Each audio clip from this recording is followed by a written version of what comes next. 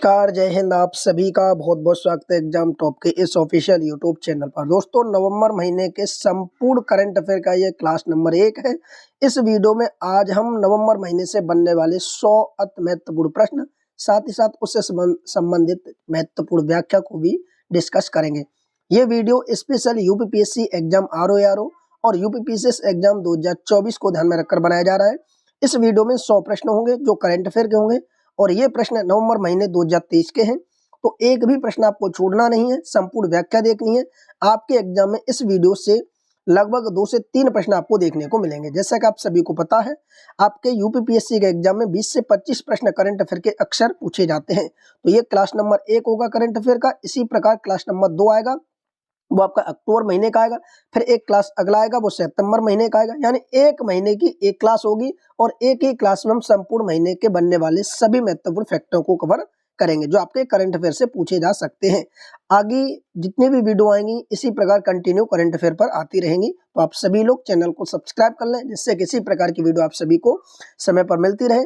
साथ ही साथ अगर आप पीडीएफ से पढ़ना चाहते हैं तो हमारे टेलीग्राम ग्रुप को ज्वाइन कर लें, जहां पर इस वीडियो का जो पीडीएफ है वो आपको वहां पर उपलब्ध हो जाएगा। तो चलिए दोस्तों, आज के सेशन को कंटिन्यू करते हैं। वीडियो कैसा लगा कमेंट करके जरूर बताएं। चलिए आइए आज के पहले प्रश्न को देखते हैं। पहला प्रश्न आपके सम्मुख है कि किस देश ने हाल ही में भारतीयों को बिना वीजा यात्रा करने की सुविधा दी है। ऑप्शन है जापान, श्रीलंका, इजराइल या थाईलैंड। इस प्रश्न का सही विकल्प होगा ऑप्शन नंबर डी, थाईलैंड।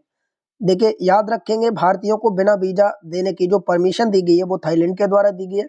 अब इससे संबंधित थोड़ी व्याख्या है, आइए उसको भी देखेंगे किस प्रकार के और प्रश्न पूछे जा सकते हैं। तो देखिए, इसका जो ऑप्शन था वो ऑप्शन नंबर डी था, थाईलैंड। दक्षिण पूर्व एशियाई देश थाईलैंड ने हाल ही में भारतीयों को बिना वीजा यात्रा के सुविधा प्रदान की है। ये यात्रा भारतीयों के 10 नवंबर 2023 से प्रारंभ होकर 10 मई 2024 तक की अवधि के दौरान रहेगी। इस बीच भारतीय लोग थाईलैंड की यात्रा कर सकते हैं। थाईलैंड सरकार ने यह फैसला देश में पर्यटन स्थल को बढ़ावा देने के उद्देश्य से किया गया है। मलेशिया, चीन और दक्षिण कोरिया के बाद इस साल अब तक 12 लाख पर्यटकों ने थाईलैंड की यात्रा की है। तो ये भारतीय लोगों ने 12 लाख पर्यटनों की यात्रा जो की है या घूमने गए वो थाईलैंड गए। तो इस प्रकार ऑप्शन नंबर डी इसका सही आंसर होगा। आइए दूसरे प्रश्न की तरफ बढ़ेंगे। आज की क्लास का दूसरा प्रश्न आप सभी के सम्मुख है कि विश्व का पहला एआई सेफ्टी समिट किस देश में आयोजित किया गया है या किया जा रहा है। ऑप्शन है ब्रिटेन, फ्रांस, यूएसए या भारत। सही विकल्प की तरफ चलेंगे। सही विकल्प होगा ऑप्शन नंबर ए, ब्रिटेन। विश्व का पहला एआई सेफ्टी समिट यूरोपीय देश ब्रिटेन में शुरू हुआ है। इस सम्मेलन में भारत, अमेरिका, फ्रांस, सिंगापुर सहित कई अन्य बड़े देश भी भाग ले रहे हैं। केंद्रीय मंत्री राजीव चंद्रशेखर दक्षिण इंग्लैंड के बर्मिंघम शहर में 1 नवंबर से शुरू होने वाले 2 दिवसीय शिखर सम्मेलन में भारत का प्रतिनिधित्व कर रहे हैं। यह पहला मौका है जब इस दौरे में एआई सेफ्टी समिट का आयोजन किया जा रहा है। तो आप याद रखेंगे, एआई सेफ्टी समिट का जो आयोजन है वो कहां पर किया गया है, तो ये ब्रिटेन में किया गया है। भारत की तरफ से किसने इसका प्रतिनिधित्व किया है, तो केंद्रीय मंत्री राजीव चंद्रशेखर ने। अगले प्रश्न की तरफ बढ़ेंगे। अगला प्रश्न आप सभी के सम्मुख है। आज की क्लास का तीसरा प्रश्न है कि इंडिया इंटरनेशनल फिल्म फेस्टिवल में इंटरनेशनल जूरी पैनल की अध्यक्षता कौन करेगा। ऑप्शन है अक्षय कुमार, अनुराग ठाकुर, शेखर कपूर या अमिताभ बच्चन। आइए सही विकल्प की तरफ चलेंगे। तो ऑप्शन नंबर सी हो जाएगा, शेखर कपूर। देखिए, फिल्म निर्माता Shekhar Kapoor India international film festival में इंटरनेशनल जूरी पैनल की अध्यक्षता करेंगे। इस फिल्म फेस्टिवल के 54वें संस्करण का आयोजन 20 नवंबर से 28 नवंबर 2023 गोवा में किया जाएगा। यह दक्षिण एशिया के सबसे बड़े फिल्म फेस्टिवल आयोजनों में से एक है। अगर इसकी स्थापना की बात की जाए तो इसकी स्थापना 1952 में हुई थी। तो ये आपको याद रखना कि इंडिया इंटरनेशनल फिल्म फेस्टिवल की जो स्थापना है वो 1952 में की गई थी और 2023 में जो इसकी अध्यक्षता की जाएगी वो शेखर कपूर के द्वारा की जाएगी। अगला प्रश्न आपके सम्मुख है। देखिए, अगला प्रश्न है कि इंग्लैंड ने किस क्रिकेटर ने विश्व कप 2023 के बाद इंटरनेशनल क्रिकेट से संन्यास लेने की घोषणा की है। मोइन अली, आदिल रशीद, डेविड विली या जो रूट। सही विकल्प होगा option number C, David Willey. यानी ऑप्शन नंबर सी इसका सही विकल्प होगा। इंग्लैंड के क्रिकेटर खिलाड़ी डेविड विली विश्व कप के बाद अंतर्राष्ट्रीय क्रिकेट से संन्यास लेने की घोषणा कर चुके हैं। उनकी इस समय आयु 33 वर्ष है। 2015 में इंग्लैंड के लिए डेब्यू किया था। उन्होंने अभी तक इंग्लैंड के लिए 76 वनडे और 43 टी20 इंटरनेशनल मैच खेले हैं। डेविड मिली ने वनडे में 94 विकेट भी लिए हैं। तो इसका सही विकल्प होगा डेविड मिली। आइए अगला प्रश्न है आप सभी के सम्मुख। देखिए, वनडे क्रिकेट में सबसे तेज 100 विकेट लेने वाले तेज गेंदबाज कौन बने हैं? ऑप्शन है राशिद खान, शाहीन अफरीदी, जसप्रीत बुमराह, कुलदीप यादव। बताइए इसका सही विकल्प होगा option number B, Shaheen Afridi. Shaheen Afridi Pakistani तेज गेंदबाज हैं। ठीक है, पाकिस्तान के तेज गेंदबाज शाहीन अफरीदी वनडे क्रिकेट में सबसे तेज 100 विकेट लेने वाले तेज गेंदबाज बने हैं। उन्होंने विश्व कप में बांग्लादेश के खिलाफ खेले गए एक मैच में यह उपलब्धि हासिल की है। अपने 100 वनडे विकेट अपने 51वें वनडे मैच में हासिल किया है। इससे पहले यह रिकॉर्ड ऑस्ट्रेलिया के मिचेल स्टार्क के नाम था, जिन्होंने 52 मैचों में ये उपलब्धि हासिल की थी। यानी जो शाहीन अफरीदी है, इन्होंने 51 मैच खेलकर 100 विकेट हासिल किए हैं वनडे में, जबकि मिचेल स्टार्क ने यही 100 विकेट हासिल करने के लिए 52 मैच खेले थे। अगला प्रश्न आपके सम्मुख है कि क्रिकेट से जुड़े वेज वॉल शब्द को हाल ही में किस डिक्शनरी ने जोड़ा गया है? बताइए वो कौन सी डिक्शनरी है जिसमें इस शब्द को जोड़ा गया है? ऑप्शन है ऑक्सफोर्ड, कॉलिंस, वेबस्टर या इनमें से कोई नहीं। सही विकल्प होगा कॉलिंस जो डिक्शनरी है उसमें। हाल ही में क्रिकेट से जुड़े बेसबॉल शब्द को प्रतिष्ठित कॉलिंस डिक्शनरी में शामिल किया गया है। क्रिकेट के खेल में आक्रामक दृष्टिकोण अपनाने के लिए इस शब्द का प्रयोग किया जाता है। इस शब्द को सबसे पहले एड्रयू मिलर द्वारा प्रयोग किया गया था। यह शब्द तब चर्चा में आया जब ब्रेडन मैकुलम को इंग्लैंड की टेस्ट टीम कप्तान बनाया गया था। तो सही विकल्प होगा ऑप्शन नंबर बी। आइए अगला प्रश्न है। इसी प्रकार की व्याख्या और प्रश्न आप सभी कंटिन्यू देखते रहेंगे। रेगुलर वीडियो आपके सामने आती रहेंगे। साथ ही साथ करंट के साथ हिंदी और जीएस की भी क्लासेस चल रही हैं, तो आप सभी उन वीडियो को भी देख सकते हैं। एशियाई शूटिंग चैंपियनशिप 2023 में पुरुषों की 50 मीटर राइफल 3P इवेंट में किसने स्वर्ण पदक जीता है? ऑप्शन है विजय कुमार, वैभव सिंह, ऐश्वर्या प्रताप सिंह तोमर या सौरभ चौधरी। सही विकल्प होगा option number C, Aishwarya Pratap Singh Tomar. एशियाई शूटिंग चैंपियनशिप 2023 में पुरुषों की 50 मीटर राइफल में 3P इवेंट की भारत के स्टार निशानेबाज ऐश्वर्या प्रताप सिंह तोमर ने यह स्वर्ण पदक जीता है। वहीं ऐश्वर्या प्रताप सिंह तोमर और मनीषा कीर और पृथ्वीराज टोंडमन की मिश्रित ट्रैप टीम ने भी स्वर्ण पदक जीता है। गौरतलब है कि एशियाई शूटिंग चैंपियनशिप 2023 में का जो आयोजन था वो कोरियाई गणराज्य के चांगवोन शहर में किया जा रहा है। तो इसका सही विकल्प होगा ऑप्शन नंबर सी। अगला प्रश्न आपके सम्मुख है कि फीफा पुरुष विश्व कप 2034 की मेजबानी कौन सा देश करेगा? देखिए, फीफा विश्व कप 2034 की मेजबानी पूछी गई है। ऑप्शन है अर्जेंटीना, जापान, जर्मनी या सऊदी अरब। सही विकल्प होगा ऑप्शन नंबर डी, सऊदी अरब। अंतर्राष्ट्रीय फुटबॉल महासंघ, याद रखेंगे अंतर्राष्ट्रीय फुटबॉल महासंघ, जिसको हम फीफा के नाम से भी जानते हैं, इसे हम फीफा भी कहते हैं, के अध्यक्ष जियानी इन्फेंटिनो ने पुष्टि की है कि गोल्फ देश सऊदी अरब फीफा विश्व कप 2034 की मेजबानी करेगा। इससे पहले ऑस्ट्रेलिया ने 2034 फीफा पुरुष विश्व कप की मेजबानी के लिए बोली से इनकार कर दिया था। फीफा विश्व कप 2026 का आयोजन मोरक्को अफ्रीकी देश में किया गया, जबकि 2030 का जो आयोजन है वो पुर्तगाल और स्पेन में किया जाएगा। तो ये हमें दोनों याद रखने हैं कि 2030 की मेजबानी पुर्तगाल स्पेन करेगा, जबकि 2026 की मेजबानी मोरक्को करेगा, और 30 के बाद जो 34 आएगा उसकी मेजबानी सऊदी अरब को सौंपी जाएगी। तो उसका सही विकल्प ऑप्शन नंबर डी। अगला प्रश्न आपके सामने है कि किसी वनडे विश्व कप में 4 शतक लगाने वाले दुनिया के तीसरे क्रिकेटर कौन बने हैं? ऑप्शन है David Warner, Rohit Sharma, Quinton de Kock या रचिंद्र रविंद्र। इसका सही विकल्प होगा option number C, Quinton de Kock. आइए इससे संबंधित कुछ व्याख्या भी देखेंगे। क्विंटन डी कॉक दक्षिण अफ्रीका के विकेटकीपर बल्लेबाज हैं। किसी वनडे विश्व कप में 4 शतक लगाने वाले दुनिया के तीसरे बल्लेबाज बने हैं। इससे पहले कुमार संगकारा ने 2015 में 4 शतक और रोहित शर्मा ने 2019 में 5 शतक लगाए थे। यह उपलब्धि हासिल की थी। क्विंटन डी कॉक विश्व कप 2023 में 7 मैचों में 4 शतक लगा चुके हैं और आगे इनका अभी चल रहा था। तो इसका सही विकल्प क्या होगा? Option number C. आप याद रखेंगे, एक विश्व कप में सबसे ज्यादा शतक लगाने का रिकॉर्ड रोहित शर्मा के नाम है, जो इन्होंने 2019 में 5 शतक के साथ किया था। अगला प्रश्न आप सभी के सम्मुख है कि श्रीलंका के त्रिकोमाली में भारतीय स्टेट बैंक की शाखा का उद्घाटन किसने किया है? ऑप्शन है अमित शाह, निर्मला सीतारमण, शक्तिकांत दास या दिनेश खारा। सही विकल्प होगा निर्मला सीतारमण। वित्त मंत्री निर्मला सीतारमण ने श्रीलंका के त्रिकोमाली में भारतीय स्टेट बैंक की शाखा का उद्घाटन किया। श्रीलंका में भारत के उच्चायुक्त, देखिए एक प्रश्न ये बन सकता है कि श्रीलंका में भारत के उच्चायुक्त कौन है? तो गोपाल वांगले और एसबीआई के अध्यक्ष दिनेश खारा इस अवसर पर मौजूद थे। एसबीआई के प्रयासों से भारत सरकार द्वारा श्रीलंका को $1 बिलियन की क्रेडिट लाइन के सुचारू विस्तार में मदद मिली भी है। आइए अगला प्रश्न है आप सभी के सम्मुख। प्रश्न के साल 2023 के ब्रिटिश अकेडमी बुक प्राइज से किसे सम्मानित किया गया है? 2023 के ब्रिटिश अकेडमी बुक प्राइज से किसे सम्मानित किया गया है? अंकिता सिन्हा, अमिताभ घोष, नंदिनी दास या विक्रम सेठ। सही विकल्प होगा ऑप्शन नंबर सी, नंदिनी दास।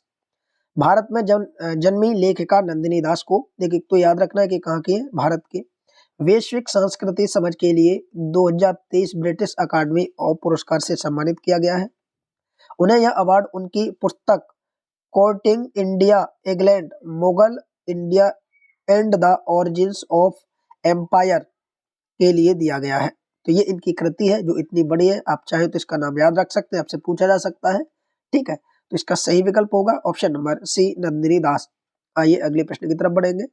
अगला प्रश्न आप सभी के सम्मुख है। भारत के किस स्टेडियम में महान क्रिकेट खिलाड़ी सचिन तेंदुलकर की प्रतिमा का अनावरण किया गया है? बताइए। Arun Jaitley stadium, Wankhede stadium, Brabourne stadium या ईडन गार्डन स्टेडियम। सही विकल्प होगा option number B, Wankhede stadium. Mumbai के वानखेड़े स्टेडियम में क्रिकेट के महान खिलाड़ी सचिन तेंदुलकर की प्रतिमा का अनावरण किया गया है। महाराष्ट्र के मुख्यमंत्री एकनाथ शिंदे ने वानखेड़े स्टेडियम में सचिन की भव्य प्रतिमा का अनावरण किया। सचिन तेंदुलकर ने 10 साल पहले यानी 2013 में वनडे वानखेड़े स्टेडियम में ही इंटरनेशनल क्रिकेट से संन्यास लिया था।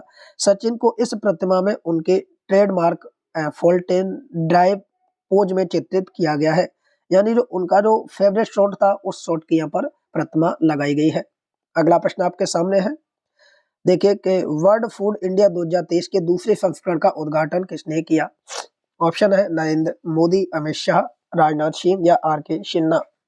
वर्ल्ड फूड इंडिया 2023 के दूसरे संस्करण का उद्घाटन, सही विकल्प होगा option number A, Narendra Modi. प्रधानमंत्री नरेंद्र मोदी ने वर्ल्ड फूड इंडिया 2023 के दूसरे संस्करण का उद्घाटन किया। तो याद रखना कि इसका उद्घाटन किसने किया है? ठीक है, प्रधानमंत्री नरेंद्र मोदी ने। अब 3 से 5 नवंबर 2023 तक नई दिल्ली में किया जा रहा है। पीएम मोदी ने वर्ल्ड फूड इंडिया 2023 के हिस्से के रूप में फूड स्ट्रीट का भी उद्घाटन किया। खाद्य प्रसंस्करण उद्योग मंत्रालय ने 2017 में वर्ल्ड फूड इंडिया का पहला संस्करण लॉन्च किया था। तो ये जो भी हाल ही में किया गया ये दूसरा संस्करण था। अगला प्रश्न आपके सम्मुख है। वनडे विश्व कप इतिहास में सर्वाधिक विकेट लेने वाले तेज गेंदबाज कौन है? सही विकल्प होगा मोहम्मद शमी। ये भारतीय तेज गेंदबाज है। इसका सही विकल्प होगा option number B, Mohammed Shami. तेज गेंदबाज मोहम्मद शमी विश्व कप इतिहास में भारत की ओर से सबसे अधिक विकेट लेने वाले गेंदबाज बन गए हैं। इस मामले में उन्होंने भारत के पूर्व दिग्गज तेज गेंदबाज जहीर खान और जवागल श्रीनाथ को पीछे छोड़ा है, जिनके नाम 44 विकेट दर्ज थे। उसके बाद इस लिस्ट में तेज गेंदबाज जसप्रीत बुमराह का नाम आता है, जिन्होंने अभी तक 33 विकेट लिए हैं। वर्ल्ड कप इतिहास में सर्वाधिक विकेट की बात करें तो यह रिकॉर्ड ऑस्ट्रेलिया के पूर्व तेज गेंदबाज ग्लेन मैग्रा के नाम है, जिन्होंने 71 विकेट लिए थे। तो सही विकल्प होगा ऑप्शन नंबर बी। अगला प्रश्न आप सभी के सम्मुख है कि चुनाव आयोग ने चुनावी साक्षरता को बढ़ावा देने के लिए किसके साथ समझौते पर हस्ताक्षर किए हैं? सही विकल्प होगा यहाँ पर ऑप्शन नंबर डी, शिक्षा मंत्रालय के साथ। चुनाव आयोग ने देश भर के स्कूलों में चुनावी साक्षरता को लाने के लिए शिक्षा मंत्रालय के साथ एक समझौता ज्ञापन पर हस्ताक्षर किए हैं। इसका उद्देश्य सभी स्कूलों में कक्षा 6 से 12 तक, देखिए स्पष्ट कहा गया है, कक्षा 6 से 12 तक के पाठ्यक्रम में मतदाता शिक्षा और चुनावी साक्षरता को शामिल करना है। MOU के तहत एनसीईआरटी स्कूल पाठ्यक्रमों में चुनावी साक्षरता से जुड़े स्टडी मटेरियल शामिल किए जाएंगे। राज्य शिक्षा बोर्ड को भी इसका पालन करने की सलाह दी जाएगी। तो सही विकल्प ऑप्शन नंबर डी। अगला प्रश्न है, भारत में पहले अंतर्राष्ट्रीय क्रूज लाइनर कोस्टा फेरेना के डोमेस्टिक सेलिंग का उद्घाटन किया गया। सर्बानंद सोनोवाल, अनुराग ठाकुर या स्मृति ईरानी या एस जयशंकर। सही विकल्प होगा ऑप्शन नंबर ए, सर्बानंद सोनोवाल। केंद्रीय बंदरगाह, जहाजरानी और जल मार्ग मंत्री सर्बानंद सोनोवाल ने मुंबई में भारत में पहले अंतर्राष्ट्रीय क्रूज लाइनर कोस्टा सेरेना के घरेलू नौकायन का शुभारंभ किया। हाल ही में संपन्न ग्लोबल मैरीटाइम इंडिया समिट 2023 में भी साल 2047 तक भारत में 50 मिलियन क्रूज यात्रियों के लक्ष्य पर चर्चा की गई। इस तरह की क्रूज पहल देखो अपना देश का हिस्सा है। इस तरह की क्रूज पहल देखो अपना देश का हिस्सा है। तो सही विकल्प ऑप्शन नंबर ए। इसी क्रम में अगला प्रश्न आप सभी के सम्मुख है कि किसे हाल ही में दूसरे रोहिणी नेयर पुरस्कार से सम्मानित किया गया है। राजीव कुमार, सचिन तेंदुलकर, कपिल देव या दीनानाथ राजपूत। सही विकल्प होगा दीनानाथ राजपूत। पूर्व सॉफ्टवेयर इंजीनियर दीनानाथ राजपूत को छत्तीसगढ़ के बस्तर में आदिवासी महिलाओं के सशक्तिकरण में उनके महत्वपूर्ण योगदान के लिए दूसरे रोहिणी नैयर पुरस्कार से सम्मानित किया गया है। दीनानाथ राजपूत ने नक्सल प्रभावित क्षेत्रों में केवल महिलाओं के लिए किसान उत्पादक संगठन की स्थापना की है, यानी एफपीओ की स्थापना की है। अगला प्रश्न आपके सम्मुख है कि महिला हॉकी एशिया चैंपियनशिप का टाइटल किसने जीता। भारत, जापान, मलेशिया या सिंगापुर। सही विकल्प होगा भारत ने। Option number B. भारतीय महिला हॉकी टीम ने रांची में जापान को हराकर महिला एशियाई चैंपियनशिप ट्रॉफी का खिताब अपने नाम किया। इससे पहले भारत ने 2016 में सिंगापुर में यह टाइटल जीता था। वहीं जापान ने 2013 और 2021 में 2 बार यह टाइटल अपने नाम किया है। एशियाई खेलों में चैंपियन चीन ने दक्षिण कोरिया को इत्ते से हराकर तीसरा स्थान हासिल किया था। तो सही विकल्प ऑप्शन नंबर बी। अगला प्रश्न है, वनडे क्रिकेट में सचिन के शतकों की बराबरी किस बल्लेबाज ने की है। ऑप्शन है Virat Kohli, Kane Williamson, Steve Smith या रोहित शर्मा। सही विकल्प होगा ऑप्शन नंबर ए। जहां सचिन तेंदुलकर के 49 शतक थे वनडे क्रिकेट में, वहीं विराट कोहली के 50 शतक हो चुके हैं अभी तक वनडे क्रिकेट में। इसका सही विकल्प ऑप्शन नंबर ए। विराट कोहली ने साउथ अफ्रीका के खिलाफ इतिहास रचते हुए वनडे क्रिकेट में दुनिया के सबसे महानतम बल्लेबाज सचिन तेंदुलकर के शतकों की बराबरी की है। साथ ही विराट अपने जन्मदिन पर वनडे में शतक लगाने वाले दुनिया के 7वें बल्लेबाज बन गए हैं। विराट ने मात्र 277 पारियों में अपने 49 वनडे शतक जड़े हैं। वहीं सचिन तेंदुलकर ने 451 पारियों में 49 वनडे शतक बनाए थे। इसका सही विकल्प होगा ऑप्शन नंबर ए, विराट कोहली। अगला प्रश्न आप सभी के सम्मुख है कि माइंड महिला ग्रैंड फिक्स 2023 का टाइटल भारत के किस चेस खिलाड़ी ने जीता, बताइए। मोस्ट इंपोर्टेंट प्रश्न है ये। इसका सही विकल्प क्या होगा, तो ऑप्शन नंबर डी होगा, आर वैशाली। शतरंज में आर वैशाली ने यूके के ऑयल ऑफ मैन में फाइड महिला ग्रेड 6 2023 का खिताब अपने नाम किया है। वहीं विदित गुजराती ने सर्बिया के एलेक्जेंडर प्रेडके को हराकर ओपन सेक्शन में टॉप पोजीशन हासिल किया है। इसके साथ ही दोनों खिलाड़ियों ने अगले साल अप्रैल में कनाडा में खेले जाने वाले प्रतिष्ठित कैंडिडेट टूर्नामेंट के लिए भी क्वालिफाई कर लिया है। तो सही विकल्प ऑप्शन नंबर डी होगा। आइए अगले प्रश्न की तरफ बढ़ेंगे। अगला प्रश्न आप सभी के सम्मुख है कि भारत के मुख्य सूचना आयुक्त के रूप में किसे नियुक्त किया गया है। वाई के सिन्हा, विक्रम कुमार, हीरालाल सामरिया या विनय ओझा। सही विकल्प होगा ऑप्शन नंबर सी, हीरालाल सामरिया। सूचना आयुक्त हीरालाल सामरिया को राष्ट्रपति द्रौपदी मुर्मू ने मुख्य सूचना आयुक्त के रूप में शपथ के दिलाई। केंद्रीय सूचना आयोग ने शीर्ष 3 अक्टूबर को वाई के सिन्हा का कार्यकाल पूरा होने के बाद खाली हुआ था ये पद, और भारत में लोकतंत्र और अच्छी सरकार के संचालन के लिए केंद्रीय सूचना आयोग एक महत्वपूर्ण संस्था है। CICS की स्थापना यानी केंद्रीय सूचना आयुक्त की जो स्थापना है वो 12 अक्टूबर 2005 को की गई थी। तो सही विकल्प ऑप्शन नंबर सी। इसी क्रम में अगला प्रश्न आप सभी के सम्मुख है कि साल 2025 में 24वीं एशियाई तीरंदाजी चैंपियनशिप की मेजबानी कौन सा देश करेगा। थाईलैंड, भारत, बांग्लादेश, चीन। सही विकल्प होगा ऑप्शन नंबर सी, बांग्लादेश करेगा। याद रखना है, साल 2025 में 24वीं एशियाई तीरंदाजी चैंपियनशिप की मेजबानी कौन सा देश करेगा? बांग्लादेश। बांग्लादेश साल 2025 में 24वीं तीरंदाजी चैंपियनशिप की मेजबानी करेगा। बैंकॉक थाईलैंड में आयोजित विश्व तीरंदाजी कांग्रेस में यह फैसला लिया गया है। कांग्रेस में एशियाई महाद्वीप के कुल 24 सदस्य देशों ने भाग लिया। बांग्लादेश और चीन ने 24वीं एशियाई तीरंदाजी चैंपियनशिप के आयोजन के लिए बोली लगाई थी। तो सही विकल्प ऑप्शन नंबर सी। अगला प्रश्न आप सभी के सम्मुख है कि गंगा उत्सव के 7वें संस्करण का आयोजन कहाँ किया गया है? नई दिल्ली, पटना, लखनऊ या कोलकाता? सही विकल्प होगा ऑप्शन नंबर ए, नई दिल्ली में किया गया है। गंगा उत्सव के 7वें संस्करण का आयोजन नई दिल्ली में किया गया है। ठीक है, गंगा राष्ट्रीय स्वच्छ गंगा मिशन द्वारा किया गया है। इस अवसर पर नमामि गंगे यानी एक पत्रिका है, नमामि गंगे पत्रिका के 33वें संस्करण और गंगा पुस्तक परिक्रमा पर भी आधारित वायोज ऑफ बुकलेट का भी विमोचन किया गया है। तो ऑप्शन नंबर ए इसका सही विकल्प होगा। इसी क्रम में अगला प्रश्न है, हाल ही में किस क्षेत्र में गेको की एक नई प्रजाति खोजी गई है?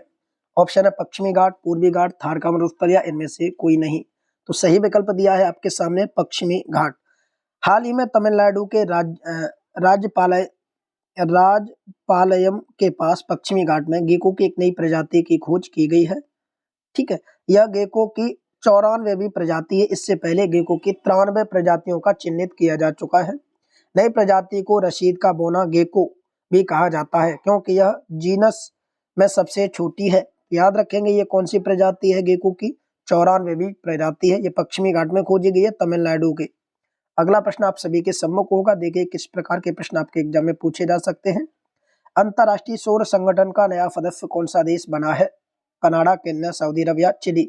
सही विकल्प होगा ऑप्शन नंबर डी, चिली बना है। दक्षिण अमेरिकी देश चिली अंतरराष्ट्रीय सौर संगठन का 95वां सदस्य देश बना है। तो कितनेवां? 95वां सदस्य देश बना है।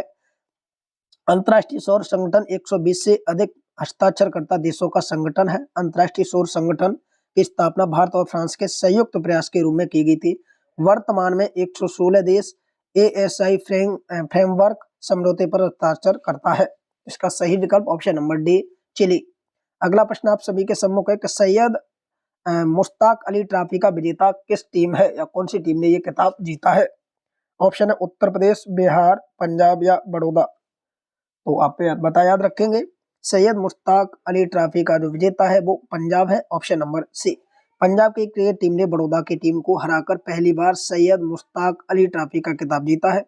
पंजाब की ओर से अनमोल प्रीत सिंह ने शानदार प्रदर्शन किया। अनमोल प्रीत सिंह सैयद मुश्ताक अली ट्रॉफी के फाइनल में शतक जड़ने वाले पहले क्रिकेटर बन गए हैं। सैयद मुश्ताक अली ट्रॉफी भारत में एक घरेलू T20 क्रिकेट चैंपियनशिप है जिसे BCCI द्वारा आयोजित किया जाता है। अगला प्रश्न आप सभी के सम्मुख है कि विश्व क्रिकेट इतिहास में टाइम आउट होने वाले पहले क्रिकेटर कौन बने हैं? तो ये दोस्तों चर्चा का विषय रहा था। श्रीलंका और बांग्लादेश के बीच जो मैच हुआ था उसमें एंजेला मैथ्यूज इस प्रकार आउट हुए थे। यानी एक क्रिकेटर को आउट होने के बाद 2 मिनट में दूसरे बल्लेबाज को क्रीज पर जाना होता है और इसी बीच 2 मिनट से ज्यादा समय लिया था एंजेला मैथ्यू ने और वो आउट हो गए थे। तो इसका सही विकल्प होगा ऑप्शन नंबर सी। अगला प्रश्न आप सभी के सम्मुख है कि यूनेस्को ने हाल ही में भारत के किस शहर को संगीत का शहर घोषित किया है? यानी भारत में संगीत का शहर किसे घोषित किया है यूनेस्को ने? इसका सही विकल्प आपके सामने है, वाराणसी, लखनऊ, जयपुर या ग्वालियर। तो सही विकल्प होगा option number D, Gwalior. UNESCO द्वारा मध्य प्रदेश के ग्वालियर शहर को सांस्कृतिक और रचनात्मक के प्रति मजबूत प्रतिबद्धता के लिए संगीत का शहर यानी सिटी ऑफ म्यूजिक घोषिट किया है। यूनेस्को ने ग्वालियर शहर को यूनेस्को के क्रिएटिविटी सीटीज नेटवर्क में जोड़ा है। इस नेटवर्क में शामिल होने वाले 55 अन्य शहरों में केरल का कोझिकोड भी शामिल है। इसका सही विकल्प होगा ऑप्शन नंबर डी, ग्वालियर। अगला प्रश्न आप सभी के सम्मुख है कि India US defence acceleration system की पहली निदेशक बैठक का आयोजन कहाँ किया गया है? New Delhi, Mumbai, Washington DC या बोस्टन? सही विकल्प होगा ऑप्शन नंबर ए, new Delhi. India US defence acceleration system की पहली जो निवेशक बैठक का आयोजन था वो न्यू दिल्ली में किया गया है। कार्यक्रम के दौरान इंडस एक्स एजुकेशन सीरीज भी लॉन्च की गई। यानी गुरुकुल पहल का उद्देश्य इनोवेशन और स्टार्टअप को अमेरिका और भारत के रक्षा इकोसिस्टम में नेविगेशन करने में मदद करेगा। इसका सही विकल्प ऑप्शन नंबर ए। अगला प्रश्न आप सभी के सम्मुख है कि राष्ट्रीय विधिक सेवा दिवस प्रतिवर्ष कब मनाया जाता है। सही विकल्प होगा ऑप्शन नंबर बी 9 नवंबर को।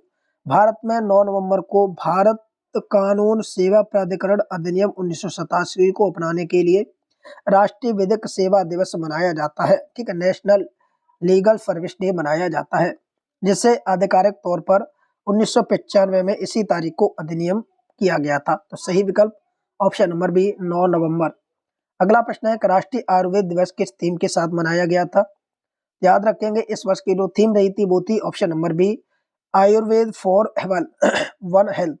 भारत हर साल धन्वंतरी जयंती यानी धन्वंतरी कौन थे, चिकित्सक थे, या धनतेरस के अवसर पर राष्ट्रीय आयुर्वेद दिवस मनाता है। आयुर्वेद दिवस 2023 का थीम एक स्वास्थ्य के लिए आयुर्वेद है। यह पहल 2016 में आयुर्वेद को मुख्य धारा में बढ़ावा देने के उद्देश्य से शुरू की गई थी।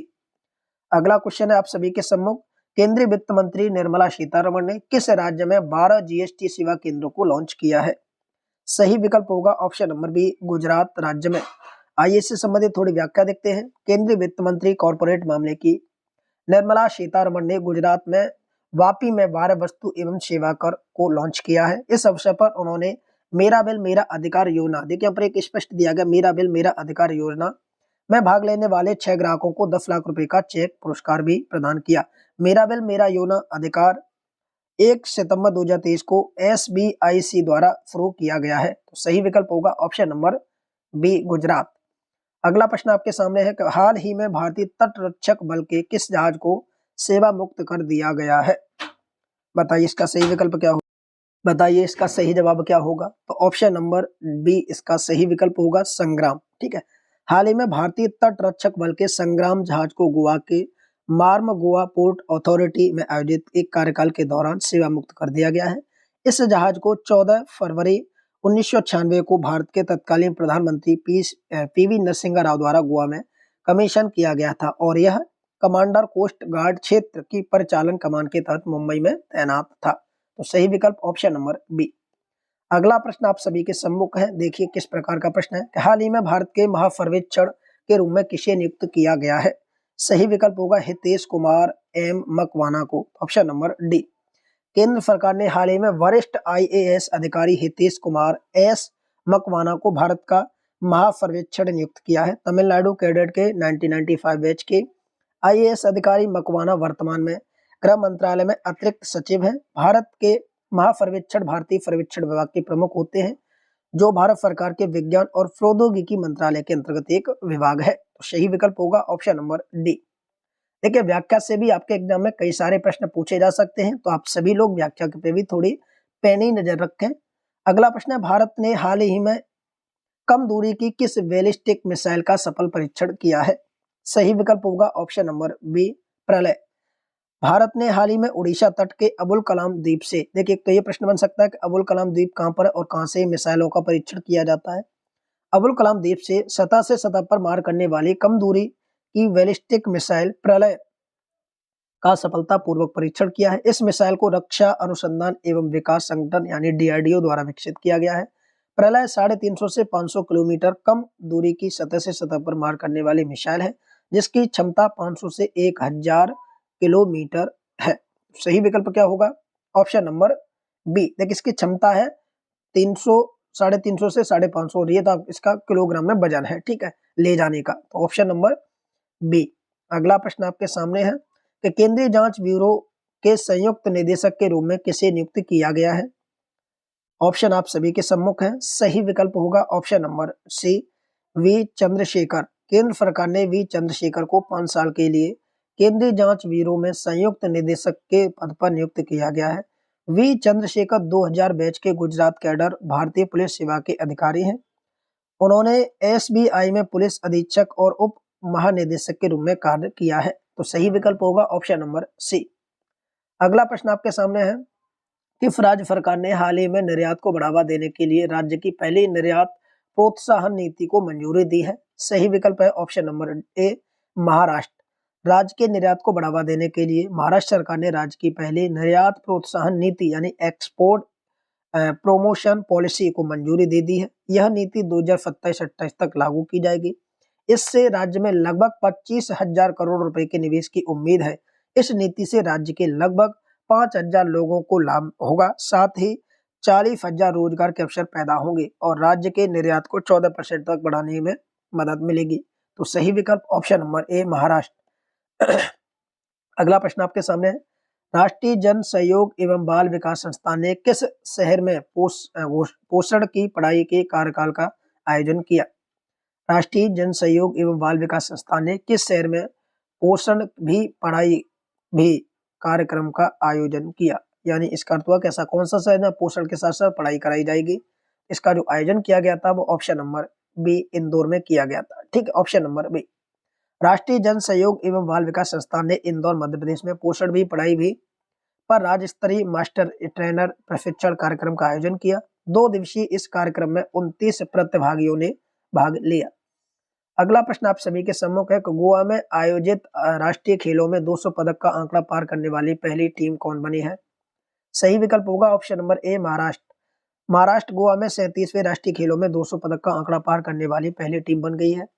200वां पदक मानसी मोहिते ने ट्रायथलॉन मिक्स्ड रिले में जीता है। उन्होंने गोल्डन मेडल अपने नाम किया। महाराष्ट्र में अब तक 70 स्वर्ण पदक सहित 203 पदक जीते हैं। वही पदक तालिका में सर्वश्रेष्ठ टीम दूसरे नंबर पर है।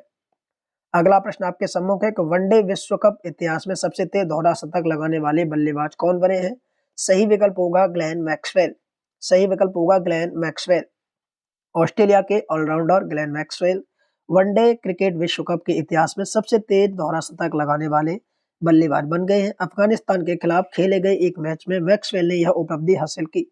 मैक्सवेल का 201 का स्कोर वनडे की दूसरी पारी में किसी भी बल्लेबाज द्वारा बनाया गया उच्चतम स्कोर है। मैक्सवेल पुरुष वनडे क्रिकेट में दोहरा शतक बनाने वाले पहले गैर सलामी बल्लेबाज भी बन गए हैं। तो इसका सही विकल्प होगा option number D Glenn Maxwell. अगला प्रश्न है, लॉन टेनिस में किस खिलाड़ी ने पेरिस मास्टर का खिताब अपने नाम किया है? सही विकल्प होगा ऑप्शन नंबर सी नोवाक जोकोविच। स्टार टेनिस खिलाड़ी सर्बिया के नोवाक जोकोविच ने 7वीं बार पेरिस मास्टर का खिताब अपने नाम किया है। फाइनल में उन्होंने ग्रेगे मिद्रितोवा को 36 हराया। जो 36 वर्षीय जोकोविच ने टूर्नामेंट में सबसे उम्रदराज चैंपियनशिप के रूप में भी अपने रिकॉर्ड को पीछे छोड़ दिया। जोकोविच का यह 40वां मास्टर 100वां खिताब था। अगला प्रश्न आप सभी के सम्मुख है। देखिए किस प्रकार के प्रश्न पूछे जाते हैं कि राज्य सरकार ने हाल ही में प्रोजेक्ट डॉल्फिन को लागू करने का आदेश जारी किया है। सही विकल्प होगा ऑप्शन नंबर डी तमिलनाडु ने। हाल ही में तमिलनाडु सरकार ने भारत सरकार के वन्यजीव आवास कार्यक्रम के एकीकरण विकास के तहत प्रोजेक्ट डॉल्फिन को लागू करने का आदेश जारी किया है। इसे 2023-24 के दौरान 8.13 करोड़ रुपए की लागत से लागू किया जाएगा। इसके तहत 60% राशि केंद्र सरकार देगी, वहीं शेष राशि राज्य सरकार वहन करेगी, यानी 40% जो राशि आएगी वो राज्य सरकार देगी। अगला प्रश्न आपके सामने है, नाटो ने शीत युद्ध सुरक्षा संधि को औपचारिक रूप से निलंबित कर दिया है। नाटो का मुख्यालय कहाँ है? तो दोस्त याद रखेंगे नाटो का जो मुख्यालय है वो ब्रुसेल्स में है। ऑप्शन नंबर डी इसका सही विकल्प होगा। नॉर्थ अटलांटिक ट्रीटी ऑर्गेनाइजेशन जिसे नाटो कहते हैं ने हाल ही में शीत युद्ध युग की सुरक्षा संधि को औपचारिक रूप से निलंबित करने की घोषणा की है। नाटो के 31 सहयोगियों में से अधिकांश ने 1990 में यूरोप में पारंपरिक सशस्त्र बलों की संधि पर हस्ताक्षर किए थे। नाटो की स्थापना 4 अप्रैल 1949 को की गई थी। इसका मुख्यालय ब्रुसेल्स बेल्जियम में बना है। सही विकल्प ऑप्शन नंबर डी। अगला प्रश्न आपके सामने है कि माउंट एवरेस्ट के पास 21,500 फीट से स्काई ड्राइव करने वाली पहली महिला कौन बनी है? सही विकल्प होगा शीतल महाजन। ऑप्शन नंबर बी इसका सही विकल्प होगा शीतल महाजन। भारतीय स्काई ड्राइवर शीतल महाजन ने दुनिया की सबसे ऊंची चोटी माउंट एवरेस्ट के सामने 21,500 फीट की ऊंचाई से हेलीकॉप्टर से छलांग लगाकर स्काई ड्राइव करने वाली पहली महिला बन गई है। इसके बाद यह 17,444 फीट की ऊंचाई पर काला पत्थर चोटी पर उतरी। यह एक प्रसिद्ध भारतीय स्काई ड्राइवर है जिनके पास कई स्काई ड्राइविंग रिकॉर्ड है और 2001 में चौथे सर्वोच्च नागरिक पुरस्कार पद्म श्री से भी सम्मानित है। तो सही विकल्प ऑप्शन नंबर बी शीतल महाजन। अगला प्रश्न आप सभी के सम्मुख है कि आईसीसी के हॉल ऑफ फेम में शामिल होने वाली पहली भारतीय महिला क्रिकेटर कौन बनी है? सही विकल्प होगा ऑप्शन नंबर ए डायना एडोलजी। पूर्व भारतीय कप्तान डायना एडोलजी पहली भारतीय महिला क्रिकेटर बन गई जिन्होंने अंतर्राष्ट्रीय क्रिकेट में परिषद आईसीसी ने अपने हॉल ऑफ फेम में शामिल किया है। उनके साथ भारत के पूर्व सलामी बल्लेबाज वीरेंद्र सहवाग, श्रीलंका के अरविंद डिसिल्वा को भी हॉल ऑफ फेम में शामिल किया गया है। डायना ने 1776 से 1833 के बीच भारत के लिए 54 मैच खेले और 100 से अधिक विकेट हासिल किए। तो सही विकल्प होगा डायना एडोलजी, ऑप्शन नंबर ए। इसी क्रम में अगला प्रश्न आप सभी के सम्मुख, भारतीय रेलवे की वन स्टेशन वन प्रोडक्ट पहल अब कितने स्टेशनों पर लागू की गई है? तो ये 1037 पर। भारतीय रेलवे की वन स्टेशन वन प्रोडक्ट पहल अब देश भर के 137 स्टेशनों पर लागू की गई है। ये पहल स्थानीय लोगों को स्वदेशी उत्पाद बेचने के लिए विशिष्ट रूप से डिजाइन किया गया है। यह योजना national institute of design Ahmedabad द्वारा डिजाइन की गई है। योजना का पायलट प्रोजेक्ट 25 मार्च 2022 को शुरू किया गया था। तो सही विकल्प ऑप्शन नंबर बी होगा। आइए अगला प्रश्न है कि ब्रिटेन के नए विदेश मंत्री के रूप में किसे नियुक्त किया गया है? तो सही विकल्प है डेविस कैमरन को। यूके के पूर्व प्रधानमंत्री डेविस कैमरन को ब्रिटेन के नए विदेश मंत्री के रूप में नियुक्त किया गया है। पीएम ऋषि सुनक ने जेम्स क्लेवरी की जगह डेविड कैमरन को नया विदेश मंत्री चुना है। डेविड कैमरन 2010 से 2016 के बीच ब्रिटेन के प्रधानमंत्री भी रह चुके हैं। अगला प्रश्न आप सभी के सम्मुख है कि भारत में प्रतिवर्ष बाल दिवस कब मनाया जाता है? ऑप्शन नंबर बी होगा 14 नवंबर को। हर साल पूरे भारत में 14 नवंबर को बाल दिवस के रूप में मनाया जाता है। यह भारत के पहले प्रधानमंत्री जवाहरलाल नेहरू की जयंती के उपलक्ष्य में मनाया जाता है। यह दिवस पंडित जवाहरलाल नेहरू के सम्मान में मनाया जाता है। इस वर्ष बाल दिवस के थीम हर बच्चे के लिए, देखिए थीम दी गई हर बच्चे के लिए हर अधिकार। दुनिया भर में हर बच्चे के अधिकारों को बनाए रखने के लिए प्रतिबंधित रेखांकित किया गया है। अगला प्रश्न है, देखिए थोड़ा स्पीड से चलेंगे। आईसीसी ने हाल ही में किस देश के क्रिकेट बोर्ड को निलंबित कर दिया है? सही विकल्प होगा ऑप्शन नंबर डी श्रीलंका के क्रिकेट बोर्ड को। ठीक है, अंतर्राष्ट्रीय क्रिकेट परिषद बोर्ड ने श्रीलंका क्रिकेट की आईसीसी सदस्य को तत्काल प्रभाव से निलंबित कर दिया है। आईसीसी ने यह निर्णय एक सदस्य के रूप में दायित्व के गंभीर उल्लंघन के कारण किया है। गौरतलब है कि श्रीलंका विश्व कप 2023 में अच्छा प्रदर्शन नहीं कर पाया और टूर्नामेंट से बाहर हो गया। अगला प्रश्न आप सभी के सम्मुख है कि सहारा समूह के संस्थापक कौन थे जिनका हाल ही में निधन हो गया है? सही विकल्प होगा ऑप्शन नंबर ए सुब्रत राय। सहारा समूह के संस्थापक और अध्यक्ष सुब्रत राय का 75 वर्ष की आयु में मुंबई के एक अस्पताल में निधन हो गया। 1948 में बिहार के अररिया में जन्मे सुब्रत राय ने 1978 में सहारा इंडिया परिवार की शुरुआत की थी। अगला प्रश्न आप सभी के सम्मुख है कि किसी एक विश्व कप संस्करण में सर्वाधिक रन बनाने का रिकॉर्ड किस महान खिलाड़ी के नाम है? ऑप्शन नंबर ए विराट कोहली। आईसीसी पुरुष क्रिकेट विश्व कप 2023 में भारत में आयोजित किया गया था। भारत के स्टार बल्लेबाज विराट कोहली किसी एक वर्ल्ड कप में सर्वाधिक रन बनाने का रिकॉर्ड अपने नाम कर चुके हैं। कोहली ने वर्तमान क्रिकेट विश्व कप 2023 में सर्वाधिक रन 10 मैचों में 711 रन के साथ कोहली इस संस्करण में सर्वाधिक रन बनाने वाले खिलाड़ी रहे, जिन्होंने सचिन तेंदुलकर के रिकॉर्ड को भी तोड़ दिया था। अगला प्रश्न है, भारत अंतर्राष्ट्रीय विज्ञान महोत्सव 2023 का आयोजन कहां पर किया जाएगा? तो इसका सही विकल्प होगा फरीदाबाद, हरियाणा में। भारत अंतर्राष्ट्रीय विज्ञान महोत्सव 2023 का 9वां संस्करण 17 से 20 फरवरी 2024 तक फरीदाबाद, हरियाणा में आयोजित किया जाएगा। इस बार थीम अमृत काल में विज्ञान और प्रौद्योगिकी सार्वजनिक आउटरीच है। इसका सही विकल्प क्या होगा? Option number C. अगला प्रश्न आप सभी के सम्मुख है कि वर्ल्ड फिलोसफी डे 2023 इस वर्ष कब मनाया जा रहा है? सही विकल्प होगा 16 नवंबर को। ठीक है, तो ऑप्शन नंबर बी। आइए थोड़ा आगे बढ़ेंगे अगले प्रश्नों की तरफ। संयुक्त सैन्य अभ्यास एक्सरसाइज मित्र शक्ति 2023 का आयोजन भारत और किस देश के साथ किया जा रहा है? सही विकल्प होगा ऑप्शन नंबर डी श्रीलंका।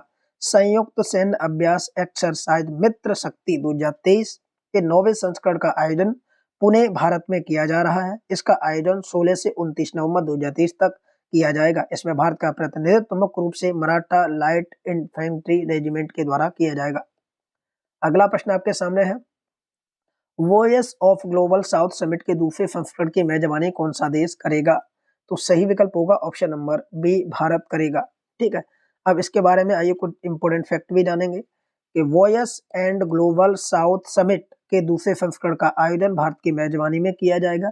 शिखर सम्मेलन भारत की अध्यक्षता के दौरान G20 बैठकों में लिए गए निर्णयों को वैश्विक दक्षिण के देशों के साथ साझा करने पर केंद्रित होगा। Voice of global south summit के पहले संस्करण की मेजबानी इस साल जनवरी में भारत में वर्चुअल फॉर्मेट में की गई थी। तो सही विकल्प होगा ऑप्शन नंबर बी। अगला प्रश्न है, राष्ट्रीय प्रेस दिवस प्रतिवर्ष कब मनाया जाता है? ऑप्शन आप सभी के सम्मुख हैं। सही विकल्प होगा ऑप्शन नंबर सी 16 नवंबर। भारत में प्रतिवर्ष 16 नवंबर को राष्ट्रीय प्रेस दिवस मनाया जाता है। इस दिवस की शुरुआत भारतीय प्रेस परिषद द्वारा की गई थी। इसकी शुरुआत 1977 में की गई थी। तो सही विकल्प होगा ऑप्शन नंबर सी।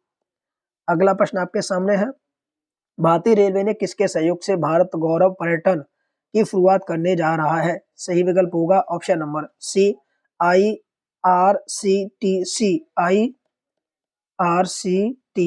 के सहयोग से। भारतीय रेलवे ने आईआरसीटीसी के सहयोग से भारत गौरव पर्यटन ट्रेन की शुरुआत करने जा रहा है। देखो अपना देश और एक भारत श्रेष्ठ भारत पहल को बढ़ावा देने के लिए इसकी शुरुआत की जा रही है।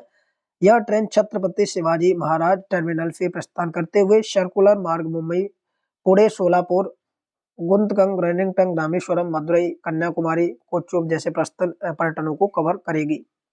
अगला प्रश्न आप सभी के सम्मुख है कि 54वें भारतीय अंतर्राष्ट्रीय फिल्म महोत्सव का आयोजन किस राज्य में किया गया? ये दोस्तों आपको याद रखना, ये गोवा राज्य में किया गया था। अगला प्रश्न आपके सामने, ये प्रश्न ऊपर आ चुका था। अगला प्रश्न है कि आईसीसी पुरुष क्रिकेट विश्व कप का टाइटल टीम कौन थी? तो सही विकल्प होगा option number B Australia. Australia की क्रिकेट टीम ने अहमदाबाद के नरेंद्र मोदी स्टेडियम फाइनल में भारत को 6 विकेट से हराकर छठी बार ये खिताब अपने नाम किया है। ऑप्शन नंबर क्या होगा? बी होगा। याद रखना है कि अंतरराष्ट्रीय इस पारी में ट्रेविस हेड को प्लेयर ऑफ द मैच घोषित किया गया था, क्योंकि इन्होंने ये इस पारी में शतक लगाया था। अगला प्रश्न आपके सामने है, कोटक महिंद्रा बैंक के नए प्रबंधक निर्देशक और सीईओ के रूप में किसे नियुक्त किया गया है? तो Ashok Vaswani. Option number D होगा। ठीक है, कोटक महिंद्रा बैंक के जो नए निदेशक प्रबंधन है वो अशोक वासवानी होंगे। अगला प्रश्न आपके सामने है, ब्रजेंद्र नाथ गोस्वामी का हाल ही में निधन हो गया। वो एक प्रसिद्ध थे, याद रखेंगे। उनका जो पेशा था वो था इतिहासकार। ऑप्शन नंबर डी होगा।